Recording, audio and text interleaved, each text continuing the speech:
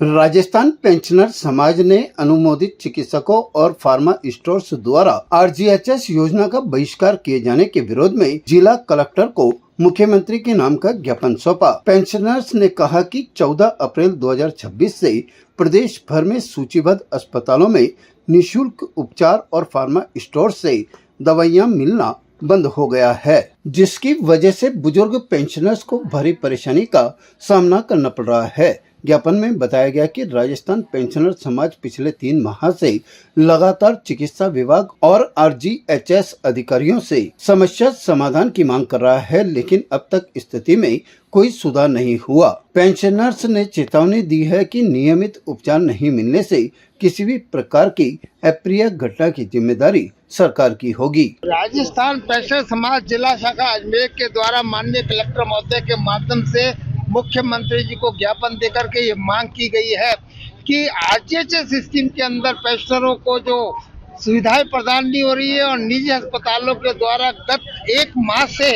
पेंशनरों का इलाज नहीं किया जा रहा है, दवाइयां ली जा रही हैं और उनको इधर से उधर भटकना पड़ रहा है। इसके विरोध के अंदर पूर्व में भी पेंशनर समाज जिला शाखा अजमेर के द्वारा इन मांगों के संबंध में राज्य सरकार का ध्यान आकर्षित किया गया था, लेकिन राज्य सरकार के द्वारा आज दिनांक तक इस संबंध में कोई कार्रवाई नहीं की गई है, जिससे पेंशनर अपने आप को ठगा हुआ महसूस कर रहे हैं। और वो सरकार जो अपने पेंशनरों का सीनियर सिटीजन के स्वास्थ्य संबंधी सुविधाओं को देने में असमर्थ है, उस सरकार को कल्याणकारी सरकार के रूप में कभी भी याद नहीं किया जाएगा। आज हम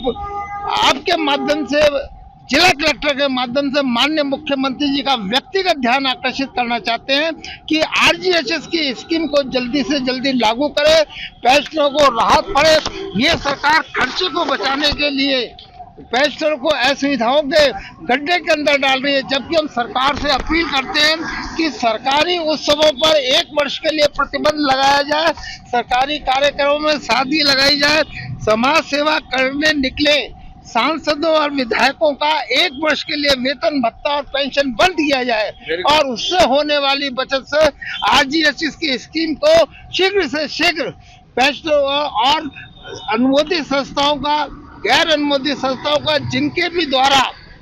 जिनका भी भुगतान बकाया है उसका शीघ्र से शीघ्र भुगतान करे और पेंशनरों को, सीनियर सिटीजनों को जल्दी से जल्दी राहत पहुंचाई जाए। जो आरजीएचएस योजना है उसको सरकार ने पिछले 3 महीने से बंद कर रखी है और जो भी बेचारे हमारे पेंशनर्स है, चाहे वो 80 साल के हो, 70 साल के हो, 60 साल के हो, 65 साल के हो, वो बहुत बड़ी दुविधा के अंदर अपना इलाज करा रहे हैं, इलाज ही नहीं मिल रहा है। ये राजस्थान की सरकार